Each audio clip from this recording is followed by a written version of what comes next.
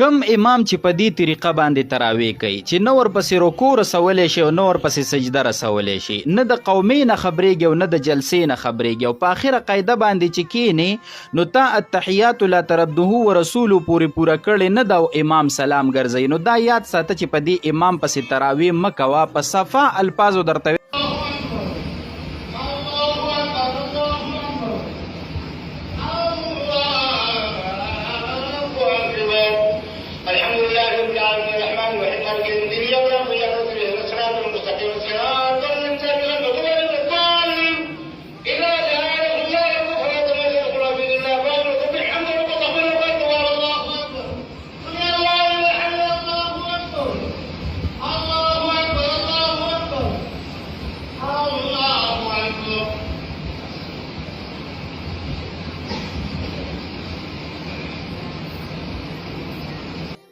کم امام چې په دې طریقه باندې تراویح کوي چې نه ورپسې رکوع رسولی شي او نه ورپسې سجده رسولی شي، نه د قومې نه خبرېږي او نه د جلسې نه خبرېږي، او په آخره قاعده باندې چې کینې نو تا التحیات لا ترده ورسولو پورې پوره کړې نه ده او امام سلام ګرځوي. نو دا یاد ساته چې په دې امام پسې تراویح مه کوه، په صفا الفاظو درته ویم چې ثواب پې درته نه میلاویږي. بلکې کم کسان چې په دې طریقه باندې تراویح کوي نو هغوی د دې نه پس په دې باندې استغفار کوي او د الله نه دې غواړي چې چرته الله په دې عبادت مراونه نیسي، دا په کومه طریقه چې موږ عبادت وکړو. په دې طریقه باندې تراویح کول نه عبادت دی او نه دا د عبادت طریقه ده.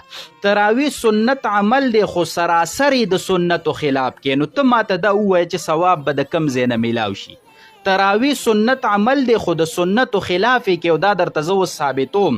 کله چې امام مانځه ته نیت وتړي که هغه تراویح دی او که هغه بل لمونځ دی، نو امام او مقتدي به دواړه د سبحانک اللهم نواله ولا اله غیرک پورې ثنا وی، او مقتدي به په دغه ځای خاموش شي او امام به اعوذ بالله وی او بسم الله به وی. تاسو ووایئ چې دا امام او مقتدي وی په تراویح کې، څنګه چې امام نیت وتړي د الله اکبر سره ډایرکټ سورې فاتحه شروع کی، نه ثنا وی نه اعوذ بالله وی نه بسم الله وی، په خپل هم ونه وی او مقتدي لم مقور نه کی. صحیح شو لکنه؟ او یو ګردی وباسي او رکوع سمه نه ده، قومه سمه نه ده، جلسه سمه نه ده، قاعده سمه نه ده، نو ته ماته ده ووایه چې سنت د سنتو خلاف ادا شي، نو آیا الله به په دې باندې تا ته اجر درکړي؟ صحیح شوله که نه؟ اوس به ته وایې چې زه به څه کومه چې دی تراویح نه کومه، نو څه آیا زه تراویح پرېږدم؟ نه، تراویح مه پرېږده، تراویح پرېښودل هم ګناه ده، تراویح به نه پرېږدي. زه درته طریقه ښیم، دا امام یا پوی کا په طریقه باندې ورته ووایه، که ته ورته نشي ویلی یا هغه خبره نه مني او دا خپل سپیډ نه کمی. صحیح شوله که نه؟ او دا د عبادت په طریقه باندې نه کوي، نو بل مسجد ته ځه، ته په دې باندې نه ګناهګارېږي. که بل مسجد ته یا تلی نه شوي او یا بل مسجد کې هم دا حالو، نو د ځان سره څو ملګري کا او په اجره او په بیټک او په دیره کې تراویح کوه. صحیح شوله که نه؟ او که نه داسې ملګري نه برابرېدل نو ځان له تراویح کوه، دا پرېږده مه. زه درته اوس ښیم چې په دې کې څه دي، دا پرېږده مه چې څوک یې په قصد پرېږدي، په دې باندې سړی ګناهګارېږي. ځان لی کوه خو په دغه طریقه باندې مه کوه چې دا ما درته ویل چې په کومه طریقه باندې اکثریت قاریان او اکثریت امامان کوي. دا 20 رکعاته تراویح چې دي دې ته سنت په رمضان کې مه وایه، ټیک ده چې دا سنت دي، خو دا 20 رکعاته فرض لیکل شي. په رمضان المبارک کې سنت او نفل په فرض باندې بدلیږي، گویا کې هر ماسخوتن چې کوم سړی 20 رکعاته تراویح کوي نو 20 رکعاته فرض د په عمل نامه کې لیکل شي او د فرض ثواب درله الله درکوي. ممکن ده چې د قیامت په ورځ ستا په فرضو کې څه کمی او الله پاک یې د دې نه پوره کړي او یو فرض درله په اویا باندې لیکي. نو تاسو سوچ وکئ زما وروڼو، دا خو بهترینه موقع یو میاشي، نور کله خو په منډه باندې مونځ کړی او په منډه د جومات نه وتلې، دا یو میاشت او بهترینه موقع ده، نو دا ولې ضایع کوئ؟ او بل دا ده چې داسې طریقې سره عبادت وشو چې الټه مې الله په دې عبادت راونیسي، نو بیا زما فایده څه شوله؟ زما وروڼو په دې په خپل هم عمل وکئ، زما وروڼو مهرباني وکئ، دا امت مسلمه ته هم ورسوئ، دا دغه امامانو دغه قاریانو حضراتو ته او هغه مقتدیانو ته هم ورسوئ. په دې کې ځان له قاري او امام ګناهګار نه وي.